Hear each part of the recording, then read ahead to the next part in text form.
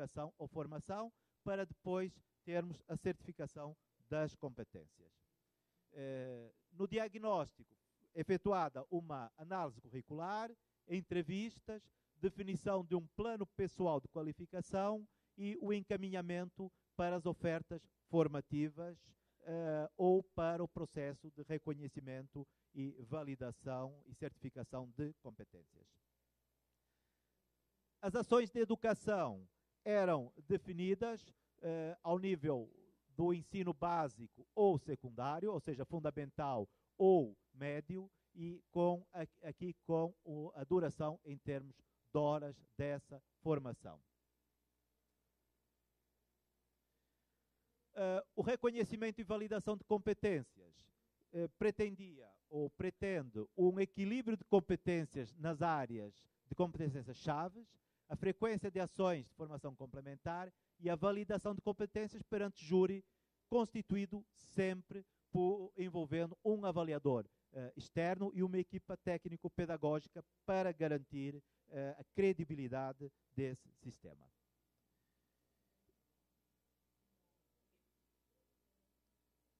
Todos os centros desenvolveram encaminhamentos para ações de educação, houve um plano faseado e foram realizadas várias ações de acompanhamento e implementação do processo.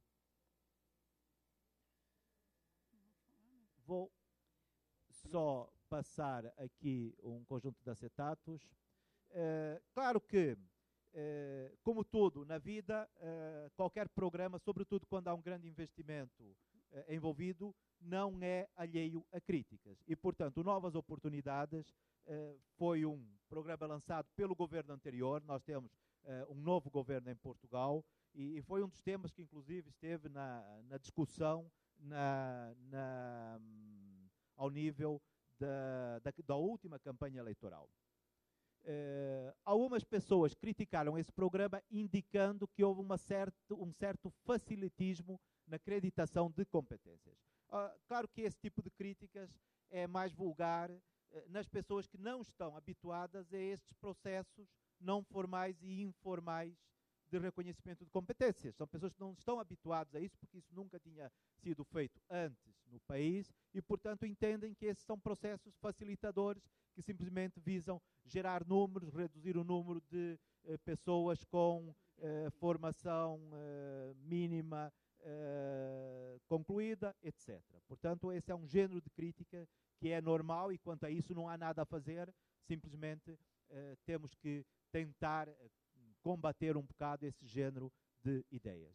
Outra questão que se pôs é que o desemprego hoje, 2012, é maior do que antes do lançamento do programa.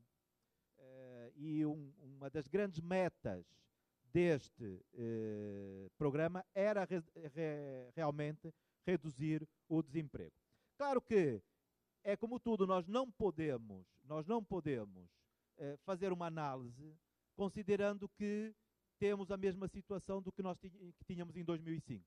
Nós, e sobretudo na Europa, fomos afetados por uma crise enorme, com graves consequências, com impacto ao nível de empregabilidade em todos os países e, portanto, Portugal foi também afetado. Os dados que existiam antes do início da crise apontavam no sentido que estavam a ser recuperados empregos, sobretudo envolvendo pessoas com formação ao nível do ensino médio, portanto, criando mais empregos, necessitando esse tipo de formação. Claro que depois de 2007, 2008, começamos a notar essa tendência para o aumento, para a crise e para o aumento do desemprego. Claro que ficam aqui duas questões. A primeira questão é qual seria a empregabilidade caso não houvesse um programa como Novas Oportunidades? Essa é a primeira questão. Muito provavelmente seria maior o desemprego hoje em dia. E a questão posta de outra maneira é qual seria o desemprego qual seria o desemprego se não tivéssemos tido essas novas oportunidades. Portanto, nós não podemos analisar isto individualmente, é muito complicado fazer uma análise considerando as duas questões.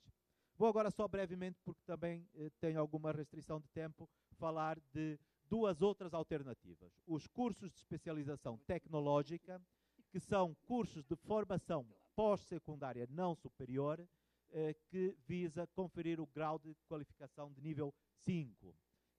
São cursos que podem funcionar nos institutos politécnicos em Portugal, mas também num conjunto de outras instituições. Aliás, isso hoje em dia está em discussão, se deve ser apenas nos institutos politécnicos. Nós defendemos que sim, que deveriam ser os institutos politécnicos a fazer esse tipo de formação. Portanto, esse tipo de formação será um pouco similar àquilo que vocês têm nos cursos de especialização, nos cursos tecnológicos que os institutos federais têm aqui no Brasil. E outra alternativa que existe é pessoas com mais de 23 anos que concluíram o seu ensino básico e que, pelas mais diversas razões, na maior parte dos casos razões financeiras, não entraram na universidade, tiveram que ir para o mercado de emprego. E, portanto, hoje em dia, essas pessoas têm um mecanismo de inclusão no ensino superior, no qual nós vamos ter que fazer uma avaliação da experiência profissional, fazer entrevistas, fazer algumas provas de avaliação, mas essas pessoas não têm que entrar no contingente dos outros estudantes, não é? Claro que são pessoas que muitas vezes já não... por exemplo, eu venho da área de engenharia, são pessoas que muitas vezes já não lidam com a matemática há 10 anos, não é? Claro que nós não podemos comparar essas pessoas com um aluno de 17 anos que teve a sua formação toda em matemática. Portanto, temos que também preparar essas pessoas de uma maneira diferente após a entrada dessas pessoas nas nossas universidades e nos nossos institutos politécnicos. Isso conclui a minha apresentação. Muito obrigado.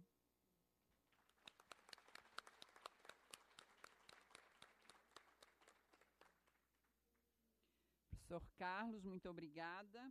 E agora, dando sequência, nós teremos o professor Luiz Tomás Domingos.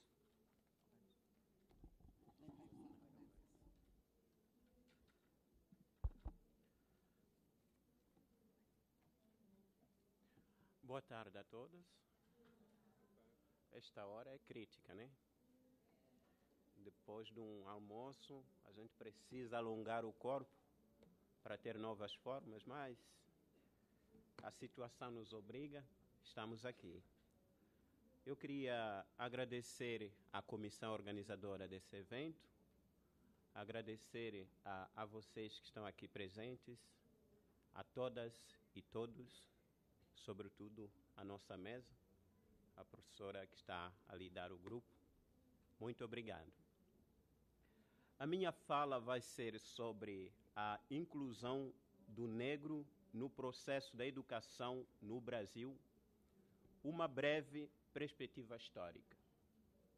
Fazer uma pequena história sobre a inclusão do negro na educação no Brasil. Ao longo da história do Brasil, quando se pretendeu estudar e analisar sobre a escolarização do negro, sempre se configurou num aspecto de denúncias e injustiças.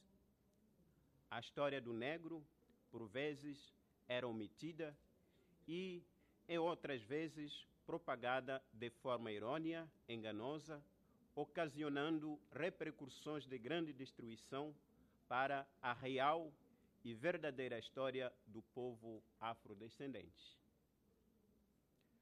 Em termos gerais, o presente, com todas suas injustiças e mazelas, se configura como única dimensão histórica do problema já passado, quando aparece, serve apenas para confirmar tudo aquilo que o presente nos comunica tão vivamente. Então, é inevitável que, ao pensar em falar da educação dos negros no Brasil, seja preciso voltar-se o olhar para o período da escravidão, onde esses protagonistas tiveram que travar grandes lutas e passar por inúmeros sofrimentos para alcançar o mínimo de direitos civis. O que vamos refletir neste trabalho, porém, é o direito ao acesso à educação sendo um dos principais parâmetros para o alcance da cidadania.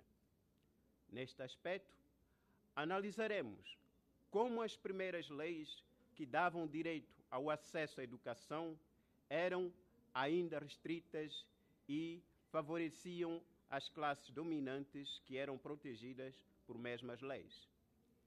Até em 1888, ano da abolição formal da escravidão no Brasil, por meio da chamada Lei Áurea, a população negra escravizada vivenciou a experiência de ter seus poucos direitos assinalados em documentos oficiais sobre a tutela dos senhores de terra e do Estado. No entanto, a série de barreiras forjada neste contexto não impediu as populações negras de promover a continuidade de suas histórias e suas culturas, bem como o ensinamento das suas visões do mundo. O acesso à educação para as crianças negras no período da escravidão era mínimo ou quase nenhum, pois o que se constatou era que as mulheres escravas da cidade usavam de uma instituição chamada a Roda dos Expostos, que tinha finalidade de abrigar as crianças abandonadas pelas mães e que eram dirigidas por grupos religiosos, na esperança dos filhos terem uma vida mais digna e livrá-las da difícil situação de escravos, como também ter a oportunidade de estudar. Nesse período, algumas legislações